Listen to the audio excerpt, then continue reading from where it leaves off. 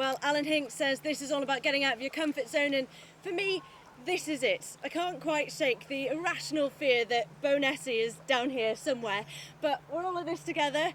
We're here to find out a little bit more about open water swimming, so lead the way, Pete. This way! This is how Pete Kelly makes a living, but the floods were a little too much water for his business, so getting a group like this at the end of the tourist season is welcome. Glenridding doesn't look like the scene of a flood. It's more like the aftermath of an earthquake. So all of this was in the back and the river was just running through here. The raging becks, armed with boulders, brought the mountain into the villages below. As Appleby succumbed to the worst flooding in its history, 17 of its most vulnerable were trapped in their care home with no power or heating. The council faced a terrible decision. It says moving those frail residents to Penrith could have risked their lives. And at one point, staff thought they'd need to be rescued by helicopter, as so many across the county were. John Simpson told the jury he'd asked Andrew Coates, his partner of a small hobby business, Stardust Fireworks, to prepare a low-noise display for the end of his wedding. But shortly after the wedding photos were taken, he said around 10 fireworks pinged off, followed by a loud bang, and then all hell broke loose. The main topic of conversation here at the Westmoreland County Show near Kendal has certainly been the weather. Sunshine, downpours and plenty of mud. It was a very different scene last year, more shorts and t-shirts than cagoules, and that brought the largest crowd this show has ever seen.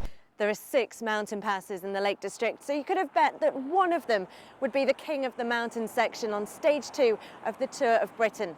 Well, we can tell you that it's this one, Kirkstone Pass. We're almost 1,500 feet above sea level, and earlier today, 2 of our country's top cyclists showed us how they'll battle it out from all the way down there to all the way up here on Monday, the 5th of September.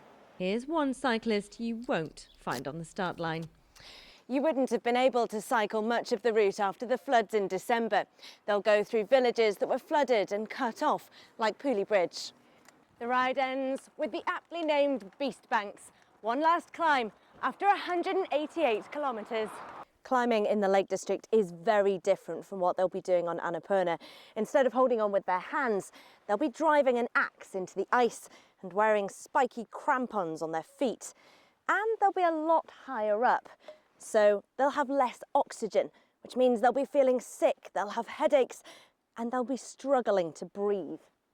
And yeah, they're doing this for fun. It's been really obvious walking with Fern today that she just loves to play. But all of this has a serious point too. As a search dog and a mountain rescue volunteer, she could be out on any of these fells any day searching for a missing person. And that's exactly what she'd do when she found them.